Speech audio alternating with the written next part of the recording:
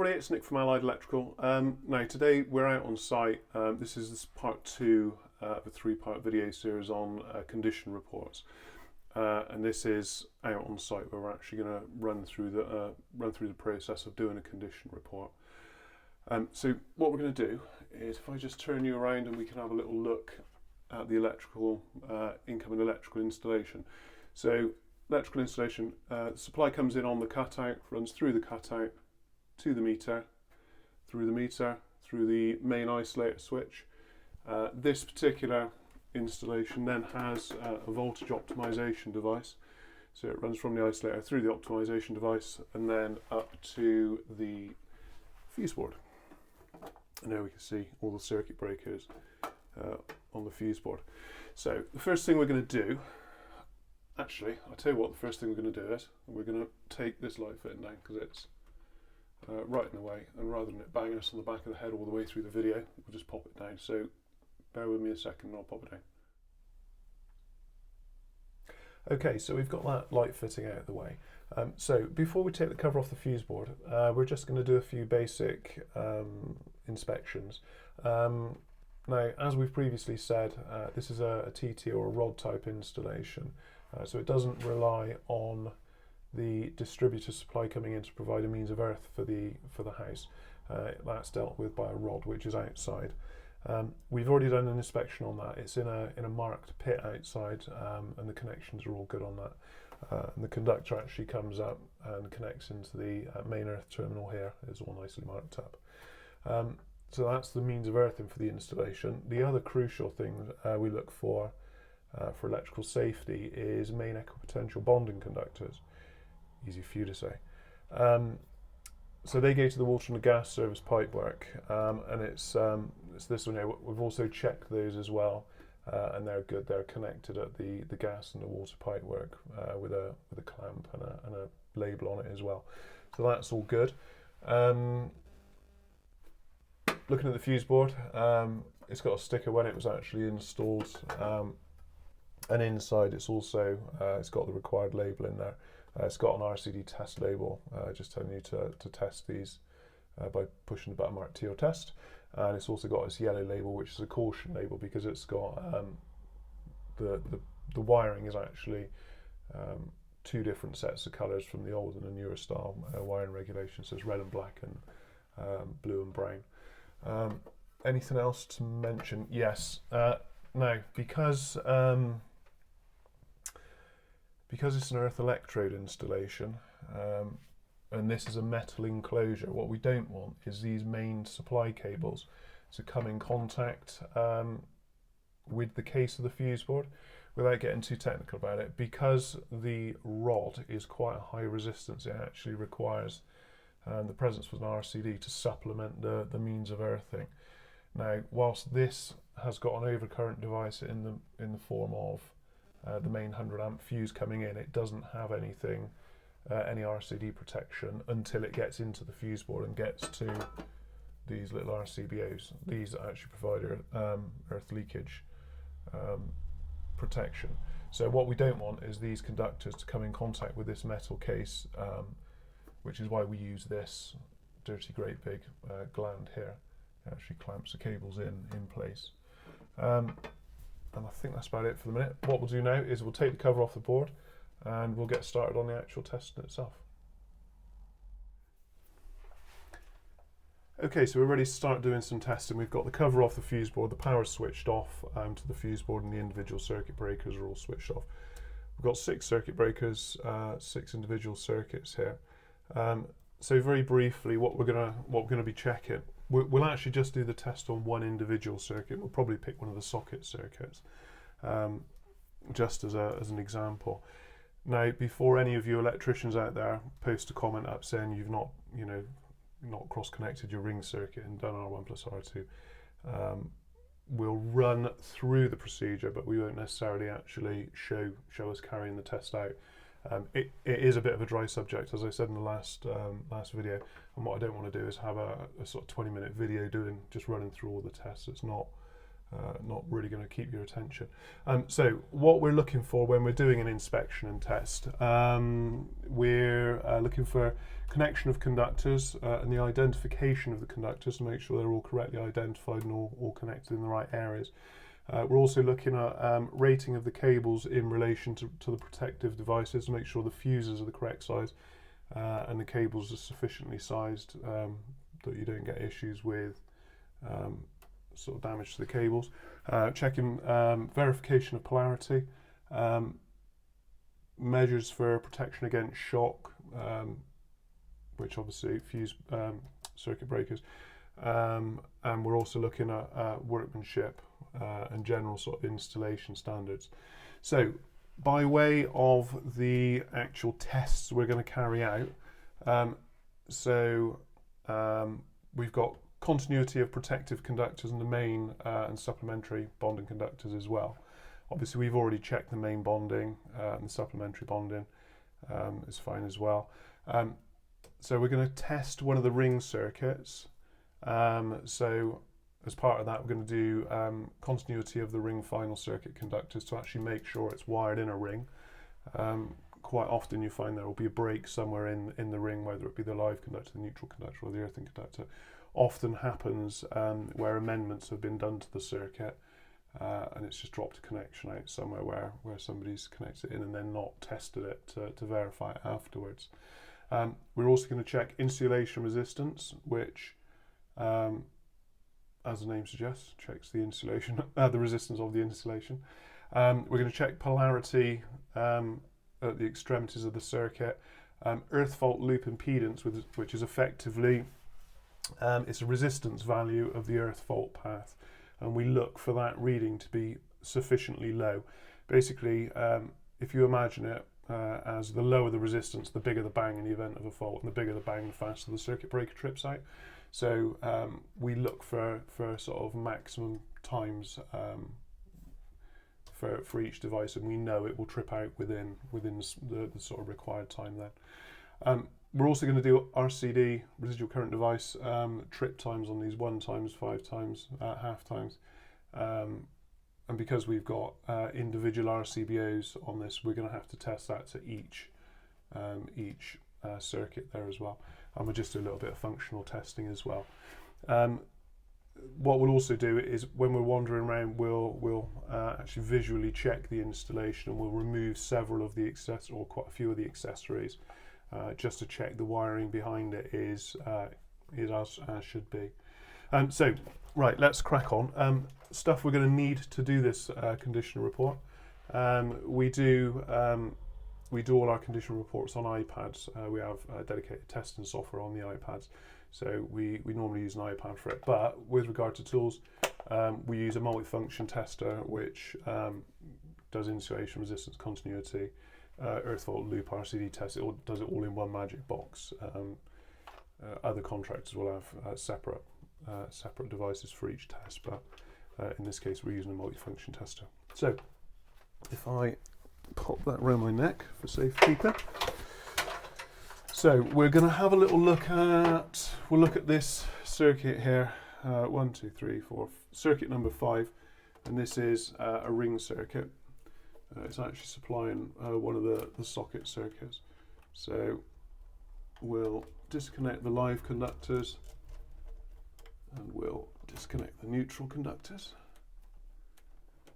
And we'll separate them out so that we can see which legs go with which cable, and we'll get the corresponding earths out as well.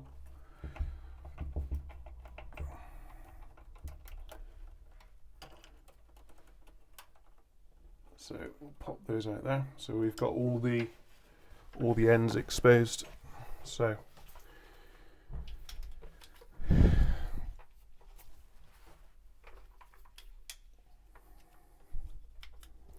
we'll switch our test meter on, set to continuity. The leads have been nulled out already. And what we'll do is simply do an end-to-end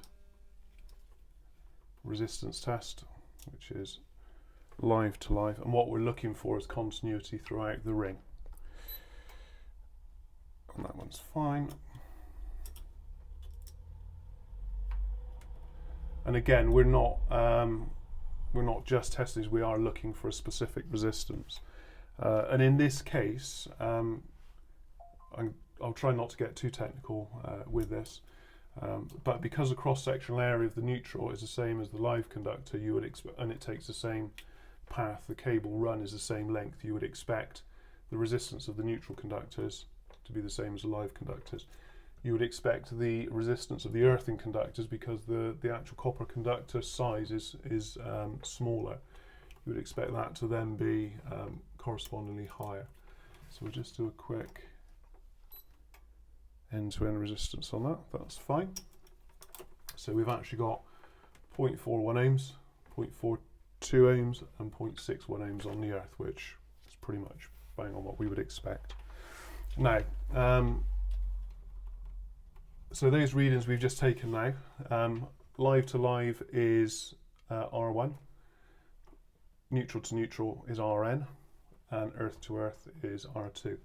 So now what we would typically do, and I'm not going to do it in this thing because otherwise the video would be massively long, we would now cross connect the live from one leg with the neutral from another, and vice versa, and we would go around and check the resistance at all the socket outlets, and what we would expect to find is the resistance of the live conductors, R1, resistance of the neutral conductors, Rn, divide that by 4. We would expect to find that resistance then at each socket outlet on the way around. If it's not, you may well find the circuit's been wired in a bit of a weird way. It might be a spur off the circuit, so on and so forth. And then what we would do is we would repeat the same thing, but we would do it with the lives and the earths, and again cross connect them, so live with the earthing conductor of the opposite leg, and we would expect that then to be R1 plus R2 divided by 4. That would be the resistance reading we're looking at the socket outlets themselves. So awesome, that's ring continuity sorted. What we're going to do is we're just going to pop that earthing conductor back in the correct terminal, and we're going to do insulation resistance next. So that last test, we've had our test meter set to a resistance reading. So what we're going to do with insulation resistance, we're going to set the test meter to 500 volts, like so, and what we're going to do is just, so if you can actually see, it just fires. It's not very clear actually, but basically it fires 500 volts between the ends of the probes. So what we're going to test is live to earth,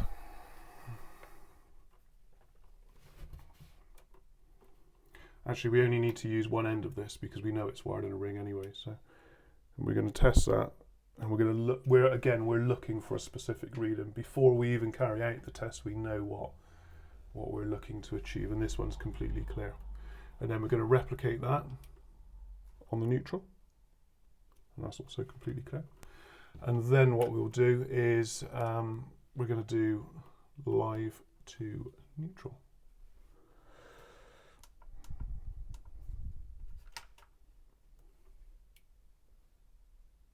Yeah, that's fine, that's perfect.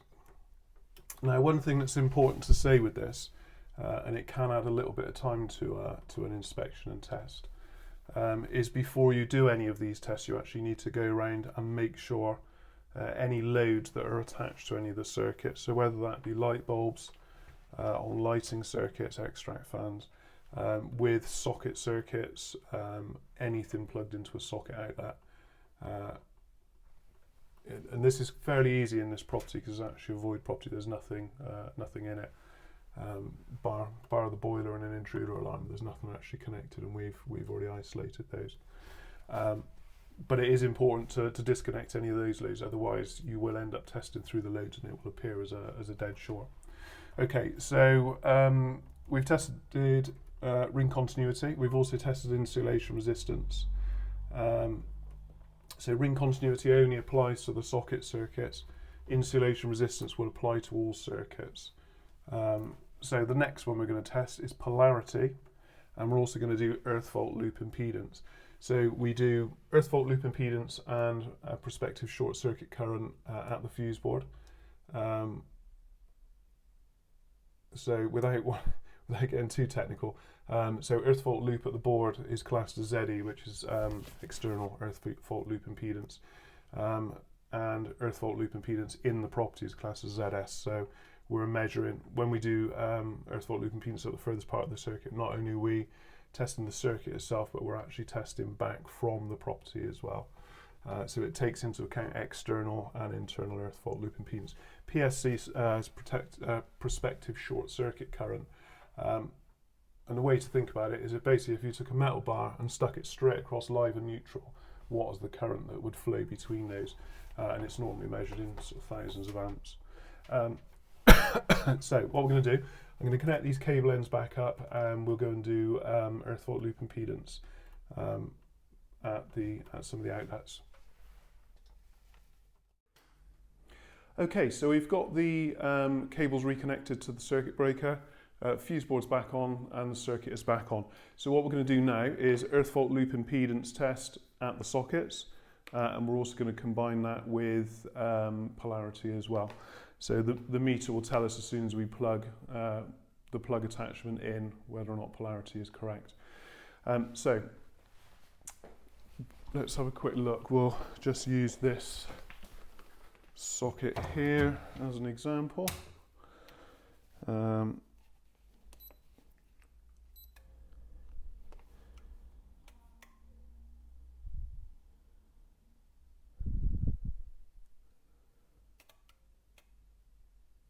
Yep, that's fine. Okay. So again, as when we were doing the resistance tests, we already have a figure in our head that we're thinking we should be achieving when we're doing the loop impedance tests. This being an earth electrode installation, the resistance readings that we will get at the circuits is going to be higher than it would be with a traditional PME or TNS style incoming means of earth. So the sockets, and one of the reasons we've actually chosen a socket circuit to test today is it's very, very quick to do a loop impedance test on it. All you need is the socket attachment with the test meter.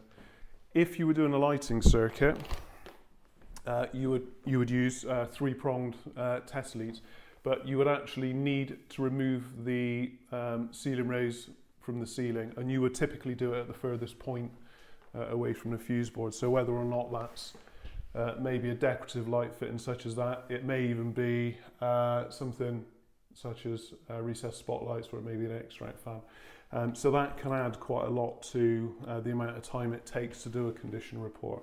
And if you then multiply that by 6, 7, 8 maybe circuits, you can see where the time starts to go. Actually, what I was talking about with the fuse board as well, where I said you had to remove all the loads from the circuits before you do a test on them.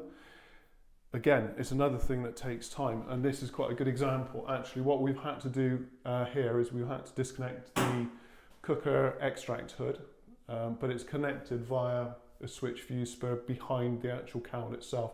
So we've had to drop the cowl down, and we'll have to refit that back up again in a minute when we're done. But again, it's all these little individual steps that take time to do a condition report. And then factor that in by removing sockets, switches, fuse spurs to check the conditions behind them. And again, it all takes time. So what I'm going to do now is I'm just going to carry on around the house and just do a few more loop impedance and polarity tests on the sockets just to make sure they're all safe. And then we'll go back to the fuse board in a second.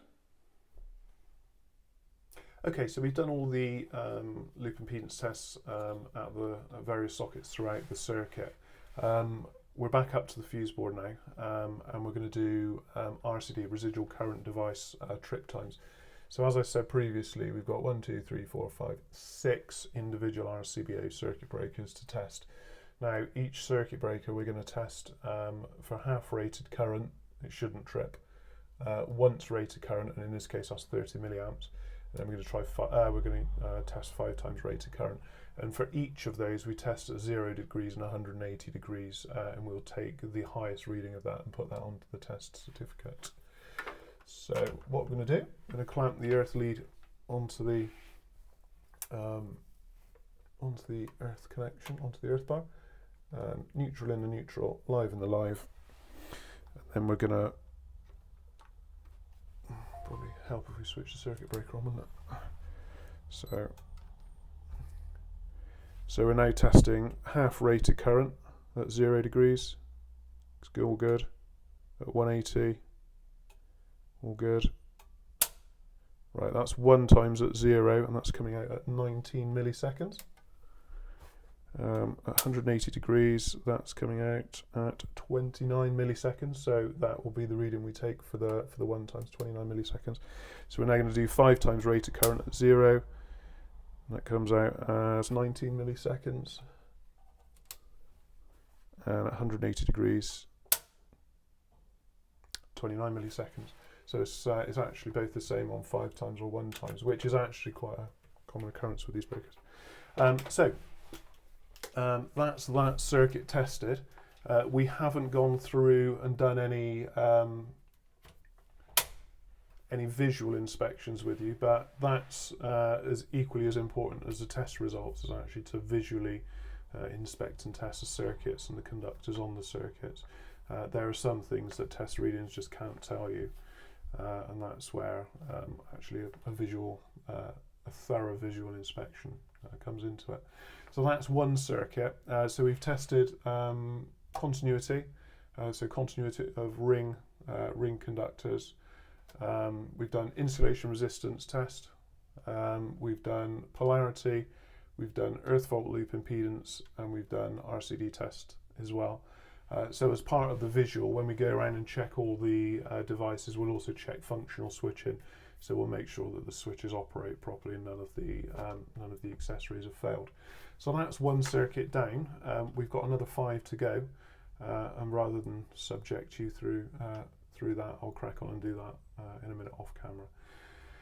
So that gives you some indication of what's involved out on site with a condition report. As I say, something of this type 6 circuits, we would normally expect about half a day to sort of do a good test on that. Hopefully that's given you a bit of information, a bit of background. Tune in for the next part where we look at the test certificate itself and the steps you take once you've got the test certificate. Thanks very much for watching.